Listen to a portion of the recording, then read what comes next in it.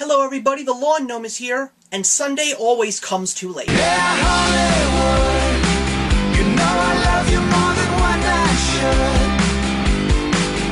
Yeah, Hollywood, well kiss me good.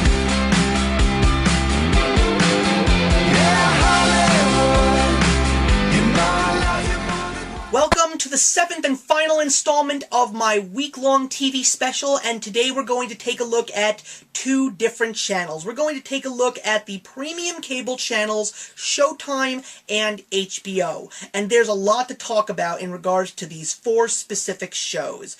Unfortunately, I will not be going over Silicon Valley's 2nd season or Game of Thrones' 5th season or Shameless's 5th season, but I will be talking about them in 2015 when they actually air, and maybe some new shows. But today we're going to take a look at two seasons that were premiering on Showtime from January of 2014 through the fall of 2014, and we're going to talk about two HBO shows, one that has officially ended, and one that just premiered this past Sunday, and will in fact be ending as well. So let's take a look at Showtime shows first. We're going to take a look at the 4th season of Shameless. I have already given you guys a review on the fact that I literally was upset over the fact that I hadn't watched the show, and I really had to get started on it, and I powered through the first 3 seasons just in time for the 4th. The 4th season was very different from the previous 3. While it did have some comedy, it definitely touched on some very tough topics, and it involved just about everybody in the cast. And once again, the cast was great, the chemistry between them was great, but there were some points in time when I was actually watching this show and I said, this is not the Shameless that I've known and loved. There's some heavy-duty stuff happening in here, but at the same time, I'm kind of glad that it took this kind of direction, because we were trying to show that while these people can get into funny, hysterical antics, they are dealing with a lot of hardship and a lot of trials and tribulations. So we need to let people be aware of the fact that people who can sometimes live in these environments can unfortunately deal with these kinds of issues, and sometimes they can take major tolls and change people forever. And you will definitely see a lot of change in Emmy Rossum's character, Fiona, and of course William H. Macy, who is absolutely brilliant in this show. His character, Frank Gallagher, also goes through some major changes in this season. But I didn't think it was the best season, but it was very, very enjoyable, and I'm very interested to see where Season 5 is going to go, especially since Season 4 ended on a crazy cliffhanger.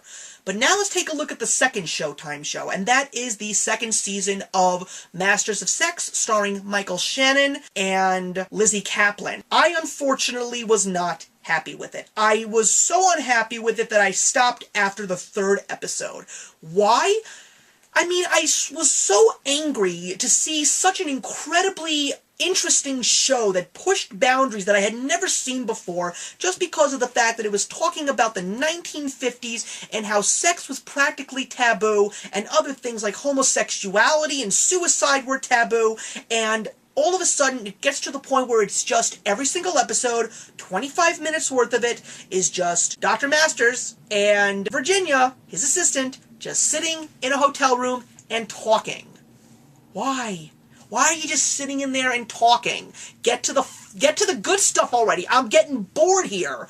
3 episodes in, I was just flat out bored, and after the 3rd episode, which had a little bit of subject nature that kind of made me throw up in my mouth a little bit, and that's just because of the fact that I was just very sensitive towards it and just found it very uncomforting. I just couldn't watch it anymore. So, as far as I'm concerned, I had not heard about anybody who had continued to watch the show, so I really didn't know if it was good or bad, and quite honestly, I don't even know if it's getting renewed for next year. So, unfortunately, I'm upset. Very disappointed, because I really thought that this show had promise. But now let's take a look at two shows that really did have promise on the other premium network, HBO. This year we got the final season of Boardwalk Empire, of course, with the great Steve Buscemi.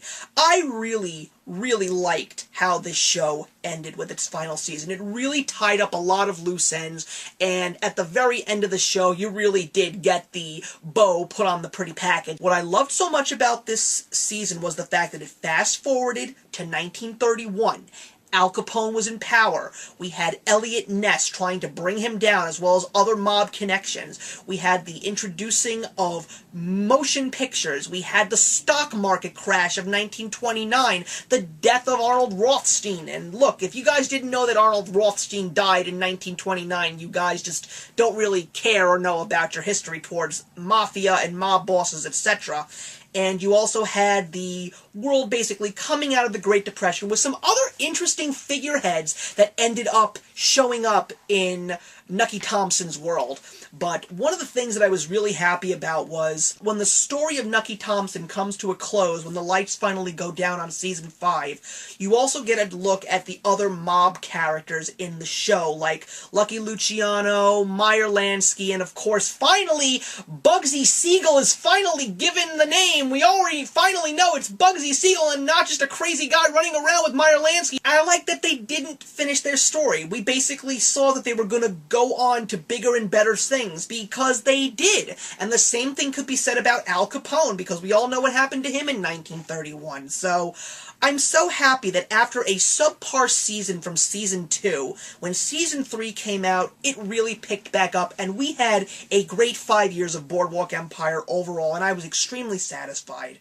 And of course, the show that premiered just a week ago was Jeff Daniels, Emily Mortimer, Sam Watterson, you name it, the Newsroom. Season 3 is going to be only 6 episodes long, which is why I have no issue talking about it, but also, the season premiere was great because of the news event that takes place throughout the episode. It was just epic. It really was a great start to the 3rd season. A lot of people were a little bit weirded with how season 2 went because it was the story in a different direction, especially after a strong first season, but seeing the first episode of season 3, I really expect great things, and I also expect the Newsroom to end on a high note. Hopefully, it will end with the wedding of Will and Mackenzie, because I think that's what we're all looking forward to. So thank you very much for watching, guys. I'm so glad that I was able to bring this week's worth of television season reviews to you, and I'm hoping that I can do it again next year, just because of the fact that I've never imagined myself watching so much TV. It's been a while, and I'm so glad to know that there's so many great shows out there. So why don't you go and put some comments in the box below on each of my weekly episodes. Take a look at the networks that I'm talking about, and why don't you show me which shows on those networks you are watching and what you think I would be very interested in. As always, thank you very much for watching. Actions speak louder than words, and remember that Friday never hesitates.